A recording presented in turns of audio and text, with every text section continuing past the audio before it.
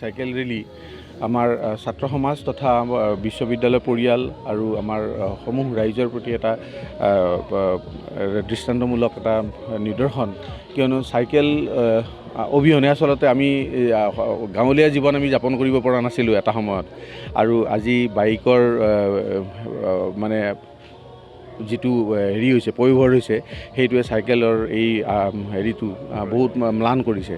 কিন্তু শৰীৰৰ তথা পৰিৱেশক ৰক্ষা কৰাৰ কাৰণে শৰীৰৰ এটা যিটো আমাৰ এক্সাৰচাইজ সুস্বাস্থ্য ৰক্ষা কৰাৰ উপৰিও আৰু পৰিৱেশ ৰক্ষাৰ কাৰণে চাইকেলৰ হেৰিটো খুব প্ৰয়োজনীয়।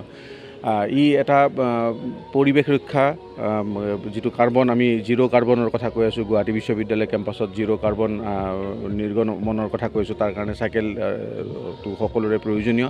মই ছাত্ৰ ছাত্ৰীসকল তথা বিশ্ববিদ্যালয় পৰিয়ালৰ সকলোকে আহ্বান জনাম যে আমি অন্ততঃ এই অভ্যাসটো আমি ছাত্ৰ ছাত্ৰীৰ মাজত আৰু আমাৰ পৰিয়ালৰ মাজত চাইকেলৰ এই প্ৰচলন আমি যাতে আৰম্ভ কৰিব পাৰোঁ।